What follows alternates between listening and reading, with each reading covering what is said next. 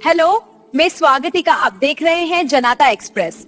आज की ताजा खबर। डकायत योजना होइछि पंड घटनार दुई युवक को कोर्ट चालाण करिछि रूपसा पुलिस। दिन 3टा समय रूपसा थाना एएसआई बबी मिश्र सदल बले रूपसा स्टेशन बजार छकरे पेट्रोलिंग करुवा समय 3 जण युवक एक धारुआ खंडा धरी डकायत योजना करुवा देखि एएसआई सदल बले तांकु काबू करने समय थाना गाड़ी देखि सेठू जड़े खसी पलाइथिला। अन्य 2 जण अत्यधिक मदपान करिथिबा बेले एएसआई और अन्य पुलिस कर्मचारी को ठेलापेला करने फल थानार 4 जण आहत होइथिले।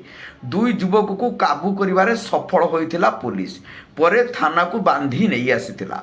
2 युवक सिंगला थाना अंतर्गत इडिदा पंचायत कालंदा ग्रामर रत्नाकर दास बयस 24, अन्य जड़े से ही थाना अंतर्गत पहणा ग्रामर अनंत राउल बयस 22 को गिरफ करथिबा बेले तांको निकटर एक धारुआ खंडा, गोटे स्टील रड, गोटे नंबर विहीन यामा FZ मोटरसाइकल जबत करिछि रूपसा पुलिस।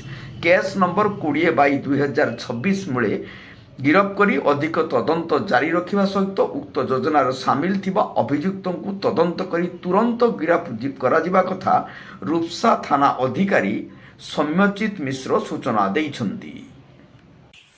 हेलो दोस्तों, मेरे चैनल को लाइक सब्सक्राइब जरूर करना और जनता एक्सप्रेस देखना ना भूले।